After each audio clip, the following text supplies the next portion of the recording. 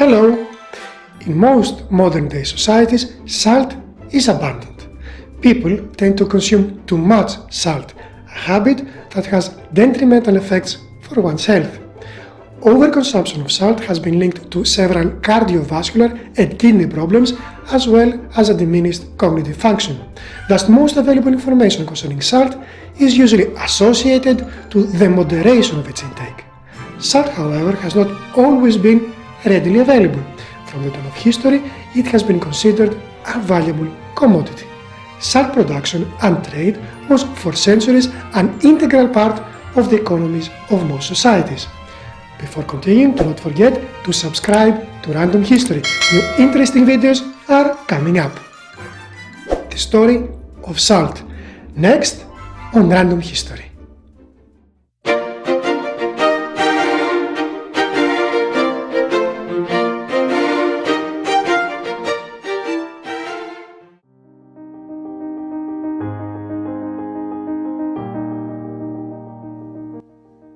Salt, or as chemists call it sodium chloride, is essential for the proper functioning of our organism. It is important for the regulation of the amount of body water. Keep in mind that the average percentage of water in a person's body is around 60%. Salt is also essential for proper muscle and nerve function. Too little salt can lead to symptoms of dizziness, confusion, muscle twitches, and seizures. The importance of salt to our health was known since ancient times, and several medicinal uses have been described. The Ebers Papyrus, dating to circa 1550 BC, is an Egyptian medical papyrus. In it, many salt recipes are described, especially for making laxatives and anti-infectives. Hippocrates, the so-called father of medicine in the 5th century BC, made frequent use of salt in his healing methods. Another Greek doctor from the 1st century AD, named Dioscorides, was the author of De Materia Medica. It was an encyclopedia about herbal medicine and medicinal substances, widely read for more than 1500 years. In it, various remedies containing salt are described. The detrimental effects of salt deprivation were painfully felt by the troops of Napoleon during the disastrous retreat from Moscow. Thousands of soldiers died due to inadequate wound healing and lowered resistance to disease, the results of salt deficiency. Sources rich in salt are meat and fresh plant foods. It seems that early hunter-gatherers covered a large portion of their needs in salt from the animals they hunted and from the plants they gathered. Salt becomes essential as an additive when fresh foods are not easily obtainable and in dry areas. In places such as this, perspiration is excessive, so salt in our body is swiftly depleted. However, salt becomes extremely desirable in societies with relatively restricted diets. This was the case with the first agricultural societies. Salt was also widely used in the preservation of food. Thanks to food preservation methods, the availability of food became independent from seasonal changes, and meat and fish that are prone to spoilage could be preserved as well. Thus, the quantity that was not readily consumed could safely be stored and not left to rot.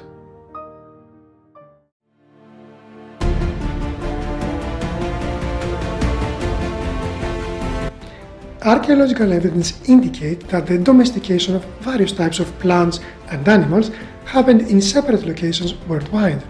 This process seems to have started about 11,700 years ago. It was the world's first historically verifiable revolution in agriculture. Humans gradually transitioned from a hunter-gatherer culture, constantly on the move following game, to creating permanent settlements. This is often referred to as the Neolithic Revolution. Accessibility to food became easier, but the diversity of foods available was greatly narrowed. The result was a downturn in the quality of human nutrition compared with that obtained previously from foraging. Consequently, when the human menu shifted from salt-rich game to cereals, more salt was needed to supplement the diet. New sources of salt had to be obtained. The earliest archaeological evidence indicating salt exploitation emerged in Eastern Europe. Relative artifacts have been found in the Poiana Slatinei archaeological site next to a salt spring in Lunca, Neamt County, Romania. There, broken briquetas material has been found dating to approximately 6000 BC. Briquetas is a ceramic material used to make evaporation vessels and supporting pillars used in extracting salt from brine or seawater. Furthermore, the Neolithic town of Solnicata, considered by archaeologists to be the oldest town in Europe, was built around a salt production facility. The settlement is located in present-day Bulgaria and flourished between 4700 and 4200 BC. Evidence of salt harvesting do not come solely from Europe. The Diankou culture was a Chinese Neolithic culture primarily located in the eastern province of Shandong. This culture thrived from 4100 to 2600 BC. Evidence suggests that salt had been systematically harvested by these peoples on the southeast coast of Bohai Bay. In northern Egypt, a depression is located that sits 23 meters below sea level and 38 meters below the Nile River level. It is called the Natron Valley and it is rich with a kind of salt that came to be known as natron. This area was a key region that supported the Egyptian Empire. Finds from the other side of the Atlantic indicate that the Mayans used to harvest salt as well. An archaeological site is situated in Peines Creek Salt Works in Belize. It dates from a period that spans between 300 and 900 AD and has given ample evidence of salt harvesting. The effort put from a variety of civilizations that prospered in distant areas from one another in remote times is a strong indication of the importance of salt in everyday life.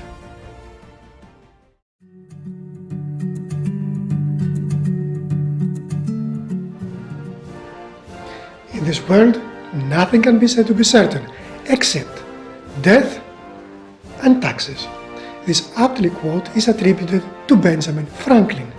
Its accuracy is timeless. Authorities have always been trying to find ways to tax people, and salt has been one of the earliest forms of taxation. Since salt is a necessity of life, the salt tax had a broad base. Consequently, such a tax could be set at a low rate and still fill the government's coffers. Salt taxes played a key role in Chinese history. Before Qin's wars of unification in the 3rd century BC, salt was presented to courts of the regional states as tribute. Initially, Chinese imperial governments gathered salt revenues through the direct management of production and sales. After the mid-8th century AD, however, imperial bureaucracies opted to collect these revenues indirectly by selling salt rights to merchants. In return, those merchants got the right to make a profit by selling salt in retail markets. Salt taxes were popular with governing bodies outside China as well. The Arab traveler Ar-Bakri visited Sudan in 1076 AD. In his writings, he described the duties on salt in the Ghana Empire. Unlike duties on goods such as copper, duties on salt were collected twice. Once when the salt load entered the territory and once when it exited. One of the most famous taxes on salt was the French gabelle. This was a very unpopular tax first imposed on salt during the 14th century. It lasted with brief lapses and revisions all the way to 1946. The salt gabelle was so high during the reign of Louis XVI that it became a major grievance. Eventually, it contributed to igniting the French Revolution. By the way, do you know the high price of which other food was among the sparks of the French Revolution? Bread. We have made a video on this. You do not want to miss it. Follow the relative link in the description below. Taxes on salt were the cause of major protests well into the 20th century. In 1930, the British tax on salt imposed in India was the reason behind a pilgrimage organized by Mahatma Gandhi. He led his followers to the seaside to make their own salt. One could say that salt was embedded in ancient economies. It had been theorized that Roman legionaries were paid at least in part in salt. Thus the word salary comes from the Latin word for salt, which is sal. Nevertheless, the documentation of this theory is scant at best. A salarium may have been an allowance paid to Roman soldiers for the purchase of salt. But even this hypothesis is poorly demonstrated. In 1295, Marco Polo, upon his return from China, delighted the Doge of Venice with stories on the use of salt coins bearing the seal of the Great Khan. Another foodstuff that has been used as a medium of exchange was cacao beans. We have made a video on this as well. It is going to pop up right after the end of this one.